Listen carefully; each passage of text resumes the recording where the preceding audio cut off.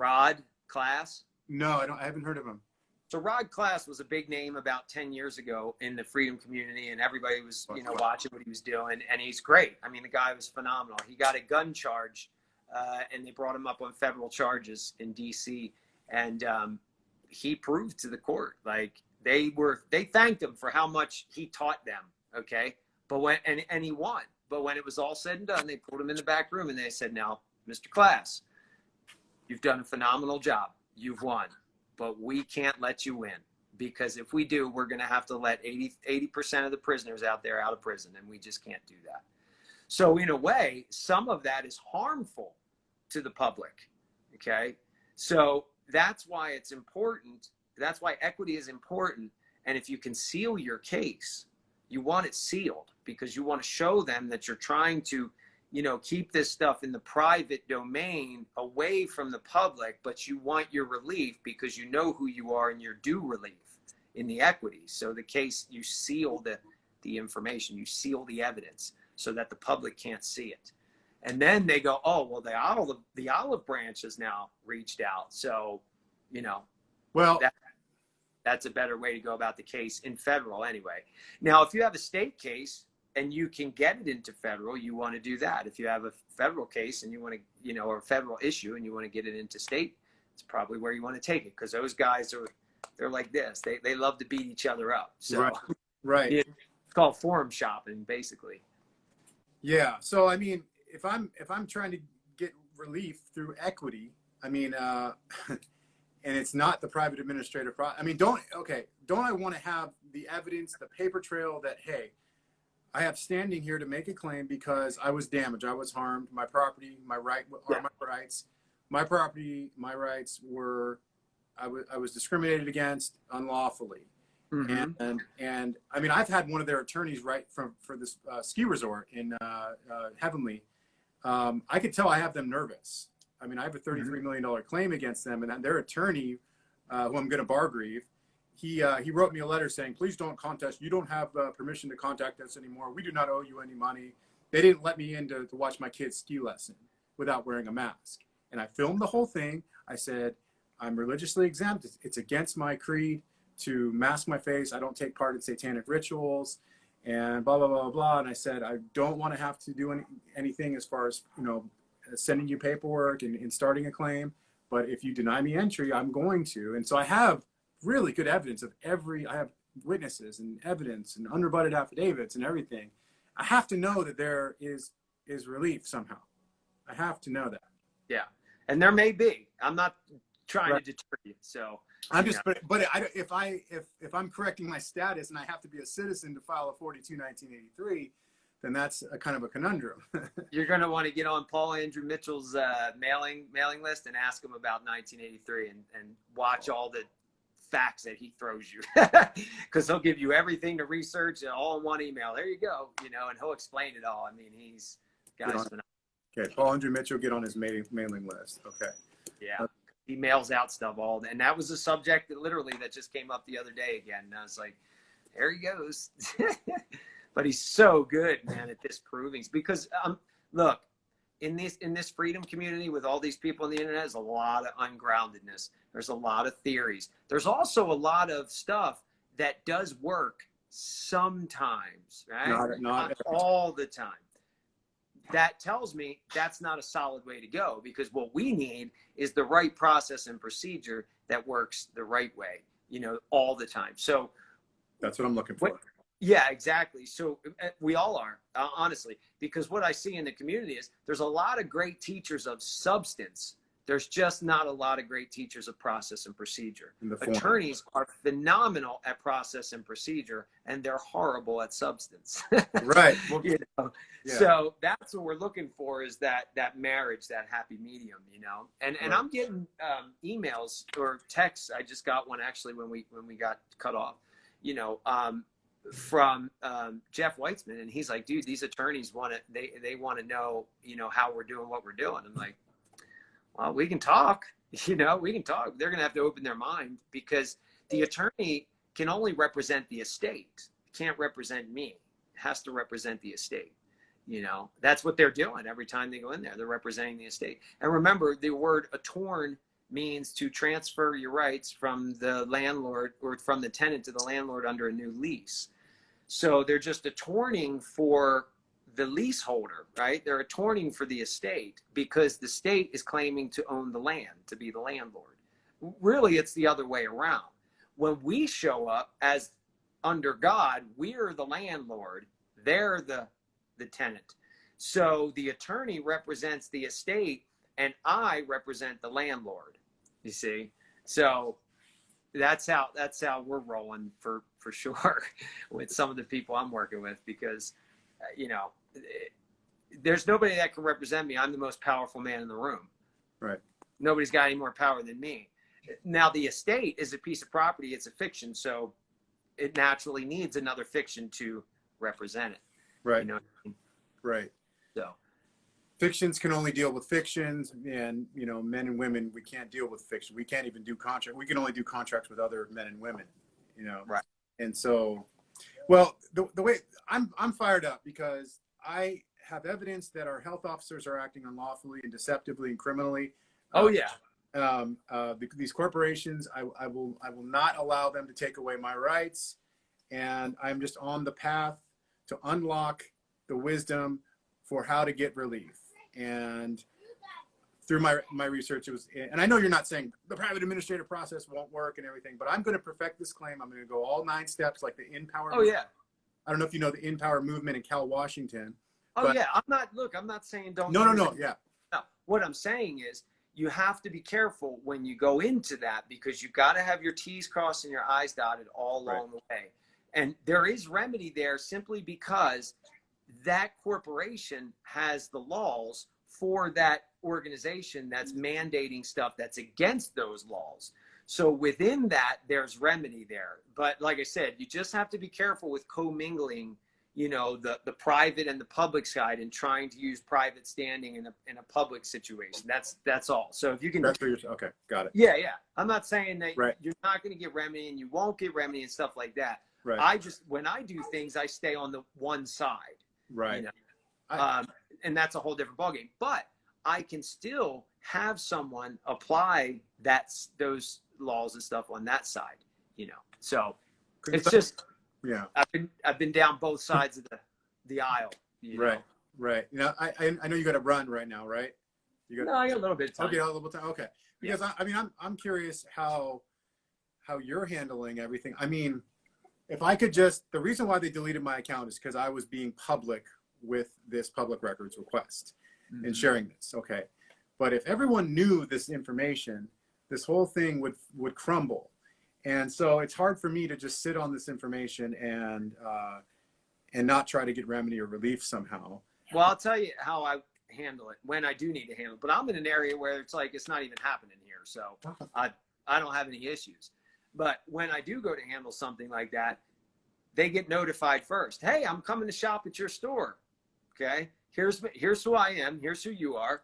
And just to let you know that if these particular actions take place, then we have an agreement, right? Because here's why you can't apply that to me.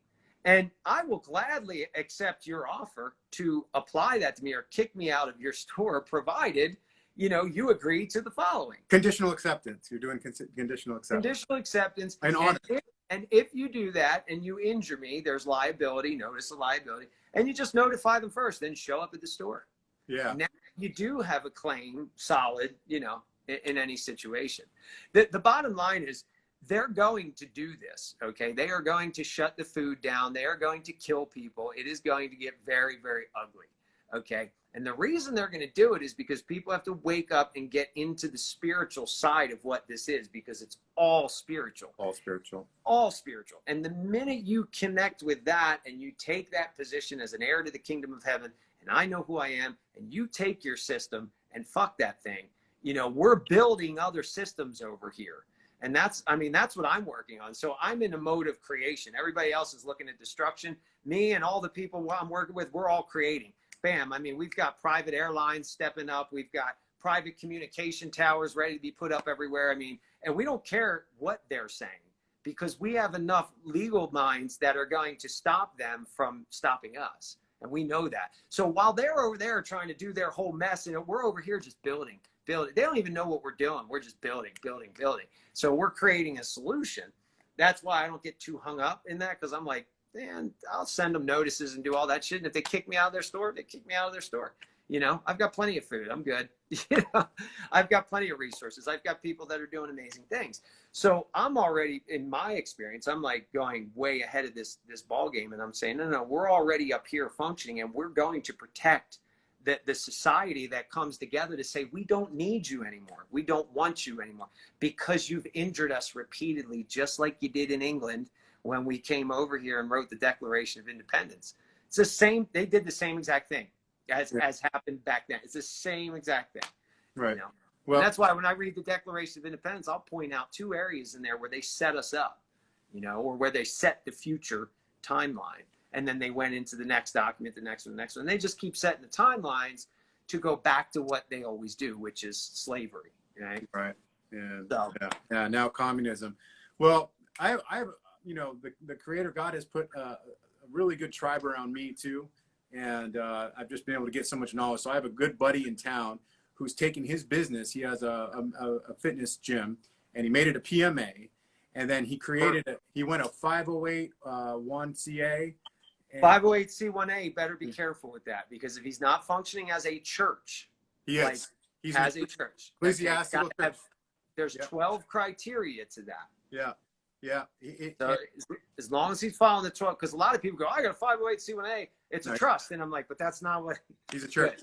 Yeah. But that's a great combination, because that's what I use, PMA in a church. Yeah, that's what he does. So he's basically a pastor. We're gonna start a school, and he's got all this layer of protections to completely in the private. Everything's in a trust. He doesn't own anything, but he controls everything using the trust. And so I'm just planning on, and for him, everything is God. Like, God's just the beneficiary of his trust. He doesn't even have a beneficiary. He's just listing God as the beneficiary, and so I'm linked up with him, and we're doing this private administrative process together. We're taking the jurisdictionary course together, and we're sending out the paperwork to these corporations, and we're just on the path to find like, God is guiding us through this process, and through you and other knowledge we're gleaning. It's not about us. It's about God acting through us. Right. Exactly. And you see what he did there, though. He set his private status up, because the PMA is private. The 508(c)(1)(a) is private. So now when the state tries to come against them and there's no contract, it's no different with you. When you say you're private, now you're saying, well, there's no contract because I'm private. So what's the remedy for that? Well, that can only be remedied in equity. Okay, because it's all about the trust that they're attacking, and that's inequitable. Trusts are dealt with in equity. Because there is no common law remedy for something like that. That's why equity takes over, because common law is too rigid. There's not enough in the remedial devices in the common law. So that's why equity allows to pretty much, they can tailor a relief in any which way. And so I need to learn more about equity. I know Mark Patelik from solutionsempowerment.com in Australia. He's saying a lot of what you're saying. Everything is equity and understanding trusts. And but all these websites and gurus and stuff, they have their ways of correcting status, and they all focus on correcting status and getting into the private. Mm-hmm. And so I'm just curious how I think I have the blueprint to get into the private with the PMA and the church. And you're already doing it. Yeah, you're already doing it. You have your declaration or your affidavit. You you understand the 508s and the PMAs and private trust, and that's really how you get into the private. Now you start operating that way. So you're basically already doing it. Like you said, I just want to caution you to be careful about how you're entering that situation, so you don't get, shut down, or so your case will actually go through. So that's my last question here. I won't keep you too long. Is if I'm going to try to find relief with these corporations using equity, what's the strategy I could focus on? Would that be something that Paul Andrew Mitchell would be teaching, or? No, he doesn't teach or anything anymore. Okay. Like I said, he's retired. Okay. But that's clearly, equity and law is all through his teachings, but he doesn't focus just on equity. Like he teaches all of it for the most part. Equity, you can start reading Gibson's Suits and Chancery. That's a huge one for equity. Pomeroy. These are treatises, and they're, you know, thousands of pages thick, but they're treatises you don't read front to back. You read a treatise, you look for what it is you're trying to understand, and you go to that section and you read about it. They're Right. not like, I got some people that are like, I'm on page 329. I'm like, are you reading that front to back? You're going to kill yourself. Yeah.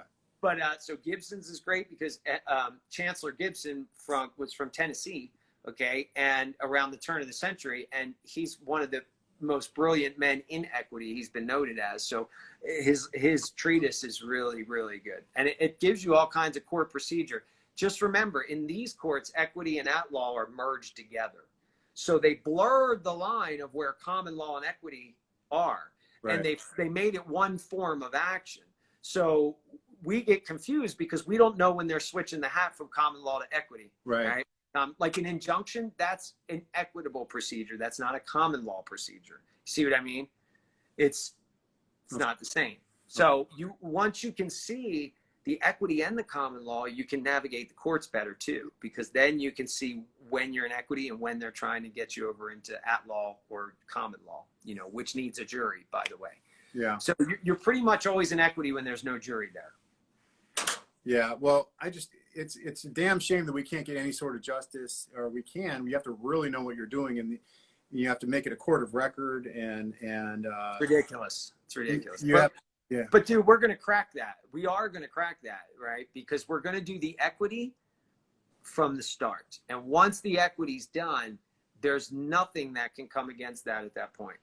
It's merely an issue saying, I'm issuing you this order is done, and it's over. And stand down. And here's what we're going to do. Leave us alone, right?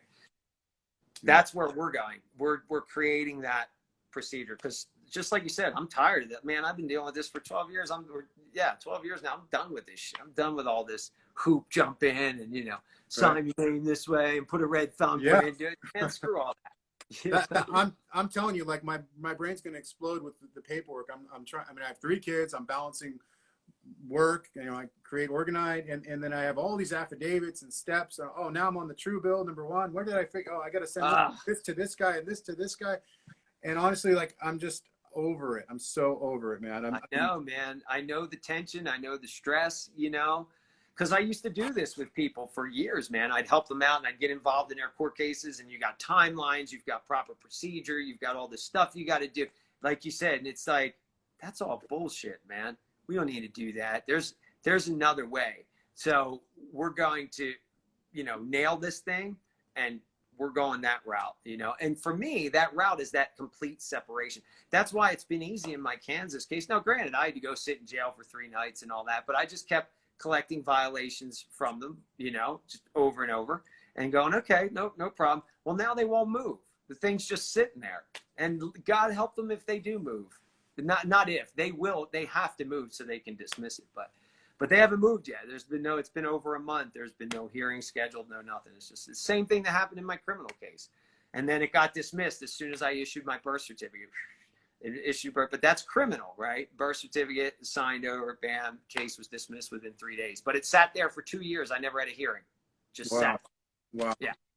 And was dismissed immediately when I gave them my birth certificate assigned over to the United States. Or not even to the United States, to the state.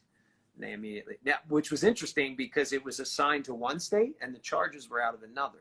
So that told me I just paid the insurance claim is what I did. And because I paid the insurance claim, they had to dismiss that case. Yeah. It's all this whole thing is insurance. Sure. It's all insurance. And the public servant that I have the public records request from, and the public health officer, like, I want to go after her bond. She probably has like a $5 million insurance bond. And I want to make it so, you know, I have evidence that all these mandates that you're making the persons go through is based on fraud. Mm-hmm. And so I'm just like, I want to get her, man. I want to get her. You know, all the zombies walking around in mass that are exhibiting fear and stuff is because of her. And I have a records request of her fraud.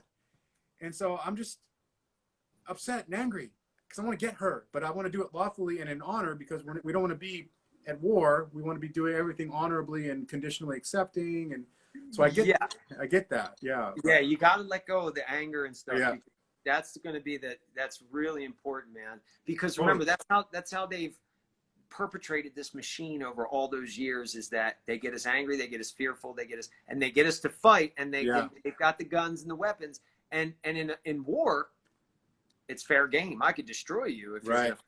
That's why I always say, like, you know, it's like my mom always told me, you know, don't go out there and start a fight, but if one happens, you finish it.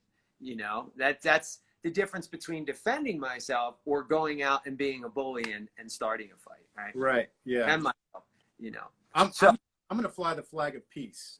I'm going to get the flag of peace because, dude, let me tell you something. You go into a court with peace. And we used to carry white flags in with us, okay? Yeah. And they shit bricks because the whole thing, remember, we're under martial law. We've been under martial law since 1863. It hasn't changed. Those courts are martial law courts, just like they say, right? But when you go in there with peace, that's a whole different ballgame. And assign your interest over, hey, I hereby assign the interest in John Henry Doe Trust, you know, state of New Jersey, file number 1236789. I'm in peace and honor. How can I help you here? And you want to see a judge shit his pants, he's going to be like, we've got to take a short recess, because he's going to have to get on the phone with the bond company to figure out, am I about to break the law? Because he doesn't know, right? Because you just showed up and shot everything, all his authority down. So that's I would do it, man. Hell yeah. I mean, this whole system is operating off of, it's the bankruptcy, and they have to be in a constant state of emergency and a war on something. And and if there's no emergency, if there's it's peace and honor, then they can't go, you know, they can't get us into their jurisdiction, so to speak, you know, into their game. So yeah, I'm gonna fly the flag of peace. I'm gonna get that outside my house, and I'm not angry. It's just I know that an injustice, unlawful injustice is occurring, and people just don't know about it, you know, and it's just, but you know, Yeshua, I don't know if you know about the Essenes. Yeshua was an Essene. Him and his brothers. They wore white. They were, you know, it was do no harm to humans, to animals, and it was just love your brother, the golden rule, etc. So that's all I'm going to focus on is being, you know, if I'm not really like, you know, religious, so to speak, but if I was, I would be an Essene. And so there's no war with the Essenes. You're at peace the whole time. And so we got well, remember, religion is man-made, spirituality is not. So these principles, because I grew up Catholic, man, and me too. I hated religion for the longest time.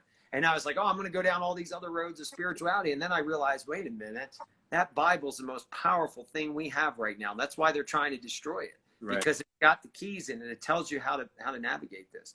And I've got a friend of mine, I'm telling you, man, she's doing everything spiritually, and she can literally send a document in and go in the Bible. She goes, now watch, this is what's going to happen.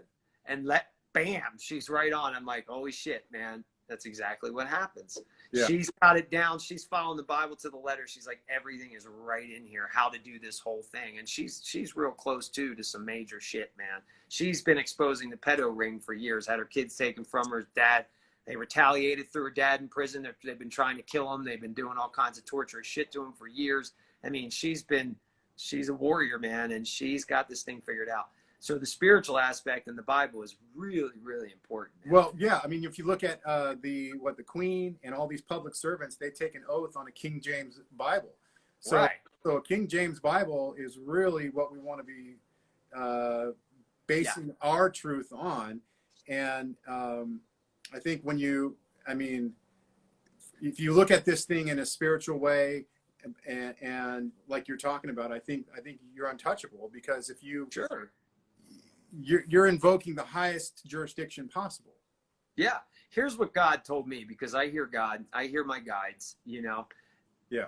They said, you tell them you are an heir to the kingdom of heaven, and that's all you need to say, you know. And all my documents start out that way. I'm an heir to the kingdom of heaven, you know. That's it. That's the first thing, any affidavit I put, I'm an heir to the kingdom of heaven. I am the heir. So who are you, right? You're the servant. Because if I'm the heir, you're the servant. If you're, you know, working for the general good of the public, Yeah. Yeah. The serpent cast down. Yeah. Yep. Yeah. The commerce contract, satanic system. Yeah. Well, so a couple things I want to finish with is what we're experiencing right now with the schools and the employers mandating certain medical procedures. I know you've talked about that, and I just want to let everyone know I have a really good remedy for that on my Telegram chat. It's basically involves getting your religious exemption, and then you send them a lot of questions that are going to put liability on them, but you're just asking questions. You're as king. You're saying, well, if I do go do this, are you going to take liability? Are you going to, if you're basically just placing it on them. And I've had a lot of people tell me that they've got their employer to back off and say, oh, they will. Yeah. Yeah, they will back off. So I know from firsthand knowledge that this works of just you stand on, like we're talking about, the highest jurisdiction, the religious conviction, my religious creed. There's a couple quotes in the Corinthians that talk about not veiling your face, or obviously this is another medical procedure we're talking about, but people will back down once you ask them who's going to take liability, and you send them your religious exemption, which is protected by the Constitution, the First Amendment, even though that's for persons. Right. So my Telegram chat is Truth is the Golden Rule. It's on pin message number 7. I wanted to share that because I'm getting results of people saying my employer backed down. Yeah, it's awesome. Same thing with Jeff Weissman. I mean, they're basically doing the same thing, they're backing down because they know that they don't have anything. It's all just smoke and mirrors, man. It's all coercion and intimidation. Yeah. Yeah. But my thing is I will be building in my agreement, when I mail these guys. Now I'm in a state and in a part of the state where they just, most people here are like, it's all bullshit. We ain't even having, even the police are like, we're not enforcing that shit, Yeah. So I don't deal with a lot of it, but I know I have to travel and stuff. Like I got to get on a plane. I got to go seminars to do. I'm speaking at the symposium, October 8th and 9th, in Kansas City, Missouri at the Health Freedom for Humanity Symposium. Right. So I'm going to have to travel, and I get it. Like the problem with being on an airline is you have to sign the agreement to get the ticket. Now you've already agreed to the contract. So it's not like you can go, you can't throw me off this plane. Well, you've already agreed because you had to go click and buy the ticket. So, a little bit of an issue there, but you're gonna abide by the contract, right? And do what they tell you to say, right? Well, if you sign a contract for the ticket, you can't get on the plane. It's one or the other. You got to do it. I mean. And it sucks. So to fly, that's the only time I'll do that, just so I can, because if I don't get to these people, I'm not doing any good, right? Right. I'm going to teach people. It's like I'm going to suck that up because I have to. But I am dealing with a guy who is with a round table of people. This dude created and has his own airline, and he's been traveling around the world for a year and a half promoting it. He literally left New Jersey one day and just got back the other day after a year and a half from promoting this airline. It's called Freedom Airline, and it's not. Oh, yeah. I've heard about that. Yeah. Yeah. Okay. So Freedom Airline, everyone, let's start funding and giving our business to the non-communist corporations. To those types of organizations, to the PMAs like your buddy's gym or whatever he had. Let's start creating those, then we can protect those with the legal minds that we have out there, because we're good enough to do that. So start creating PMAs. The PMAs will allow us to be able to bring in, whatever money that people can support us with, and then we can turn around and buy resources and start buying up more. Like I just had somebody come to me, man, and they're like, dude, these people want to talk to you. They're doctors and they're worth hundreds of millions, and they want it. There's people out there, even these big, really rich people that are starting to wake up. They're going to be funding things, and we're going to buy up resources and say, screw you, you can't touch them because it's in the PMA. Right. It's like the system is made. It's like the system is not against us. We just haven't figured out that there is a remedy or relief by getting into the private. With the 501, and if we start churches like my buddy's planning, or he did, and then we could start schools under those. Oh yeah, huge with schools. Yeah. So we're on the path. We're on the path. So yeah. Hey, do you have any words? Go ahead. Yeah, real quick. I want to say something on the PMA. Yeah, yeah, go ahead. As we create these PMAs, the PMAs then become an association of PMAs, and the churches become associations of churches, right? So now you have a church or 501 or 508c1A, that becomes in association with another one. PMA becomes in a bigger association with another PMA, and it's all private. And once that thing grows, there's nothing they're going to be able to do. It's all, and you could layer trusts. You could do a this trust is the beneficiary of this trust. And so you could be completely layered to where you don't own anything. You're just, but you control everything, and it's all layered in the private. Yep. That's awesome. That's the way to go, man. Okay, cool. Well, where can people find you and learn more? Because I think that, you know, I'm in the process of I have to call a guy after my next phone call to redo my website, because it needs a lot more put on it, and it's just, I'm overwhelmed because so many people have been coming to me in the past few months, and I'm like, all right, I need a lot of help. So anyway, but the website is privateestatetrust.org. Okay. The YouTube channel is REM Private Management, and then my Instagram is general_executor. Right. Okay. Awesome, man. And I plan on going with my buddy who has his PMA and church and stuff to Grass Valley on September 11th. Oh, nice. Yeah. Oh, yeah. That'd be fun, man. I think it'd be good to network and just continue building the tribe, you know. And absolutely. Is that where you are? Are you in California? I'm in Northern California. Yeah. Oh, no wonder. Yeah, you guys are getting slammed in that state, man. Oh my God, with all this shit, it's like I'm over here in Arizona in the White Mountains. It's like I don't see any of that. I don't see it. I only see it on you know, Instagram and news feeds and stuff. I don't, because up here it's like everybody's like, yeah, screw all that. We're not following that shit. Yeah. Like, well, I have all those cases I was telling you about where I have evidence and filming and stuff. It's all in I have a series on my Instagram called Shopping in 2021. It's also some stuff from Shopping in 2020. But yeah, I have all the evidence of the fraud. It's really bad out here. It's really bad. So that's why I'm saying, like, I have 3 kids. It's really bad. And I'm just trying to find out the relief. So yeah. Are you in touch with Jeff Weissman? No, I'm not. I actually just have never connected with him. So yeah, you should reach out to him, man. I'll let him know. Okay. Because I mean, he's a great guy, and he's a good connector, and you know, he's connecting a lot of people, doing a lot of good things. So, yeah, we just got to continue to network and build this tribe up, and completely. I think I really resonate with what you were saying with we're close. I feel like we're the dam is about to burst, man. It's going to, yeah.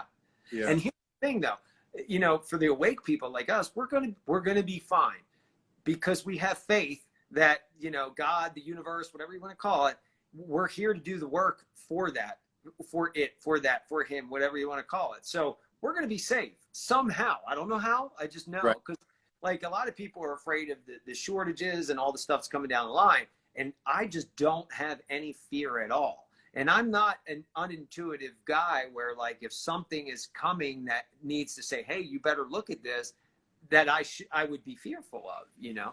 So we're going to be fine. Everybody just needs to keep focused. Like we just said, you know, stick together, keep building these networks, stay positive, know who you are, stand in your truth, and don't let anybody tell you any different, you know? And one last thing is, there's been a few questions where people have asked, what do you think of the state assemblies with, you know, like being an American state national? Because I went on that route and the, you know, following what's her name, Anna von Reitz and stuff, and there was something that just set my friend and I, John, off about that whole process. And we're not distancing ourselves. We're still keeping in touch with those assemblies because they're really passionate about getting the counties involved and everyone. If we get to 150 in our county, we can build our new government. And, you know, what is your take on the state assemblies and being an American state national and everything? We did that in 2010 until the head guys got arrested. I don't believe in it, because all you're trying to do, in my opinion, from what I'm seeing, is recreate a republic that's already been proven to fail.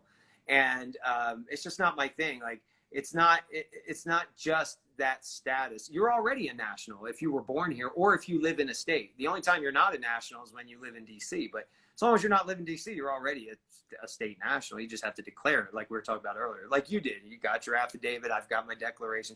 I'm a state national. Like, anybody ask me, are you a citizen? No, I'm a non-citizen. Actually, that's what it is, non-citizen national. I've never seen in the law like state national. I've seen non-citizen national, and I've seen American citizen, but I've never seen anything else. So I don't. I have my opinions that I'd rather keep to myself. That's fine. Yeah. But I agree with you. Let's put it that way. There's something that was off. And then I said, the idea of a republic in the way that it was simply is wrong to me, because it didn't work the first time and the last time and the last time and the time before that and the time before that. Every time Rome created a republic, did it work? No, because we're still under Rome. Like, so yeah, that's my, it's not my thing. The people are going to gather. They're going to come together no matter what. The private member association is an assembly. That's what the law says, that you have a right to assemble. So private member association is under that same principle, without forming counties and governments and, hey, you're a governor and you're this, like years ago in the Republic for the United States of America, they were like, well, you're the governor and we need somebody to be in this position, a secretary. And it's like, people, it went to their head, and it was like, it wasn't good. Well, so I have my affidavit of status. I have my assumed name certificate, and I'm going to do a non-U.S. citizen's passport. Mm-hmm.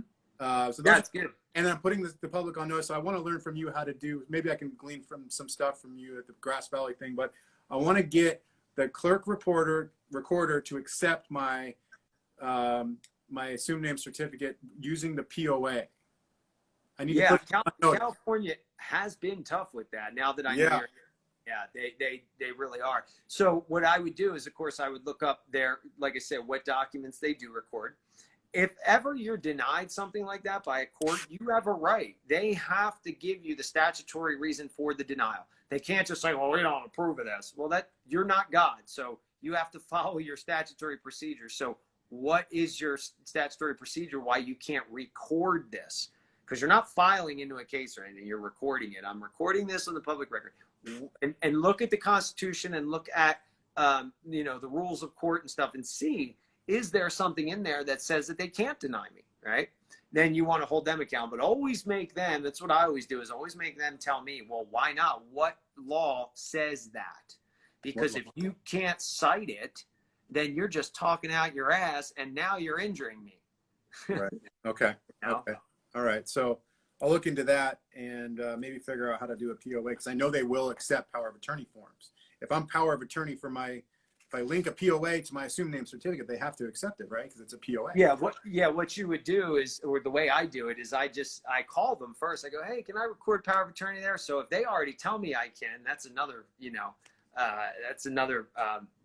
tool in my box that I can use. And then I say, yes, we accept it. Okay, can I have attachments to that? Well, yes, you can. So your certificate or whatever would be attachment A. That's all. Attachments to the POA. Okay. Yeah, and I always put a cover page, and I put all my documents listed, attachment A. And my attachment A, that might have exhibits to it. So there might be exhibit 1, exhibit 2, or exhibit A, exhibit B on attachment A. So exhibits, and I could include maybe my my affidavit of status too. So I include my I have power of attorney. I have a declaration of status, property, and obligation. Yeah. I attach that, has exhibits. Yeah. I use an affidavit of claim on the accounts and the securities and the trusts and all that stuff. My beneficial interest in that. Then I have a certificate of trust, because I set up a revocable trust. Okay, that takes interest in the other trust. So I start, blending all this together. And then I have my notice of interest, where the trust has the interest, my adverse claim notice, and then I do a proper trademark assignment, common law trademark assignment, written the right way, because I've seen some really incredible ones. A lot. And then my copyright and trademark notice, which, a lot of people do a copyright on the name, but a name can't be copyrighted.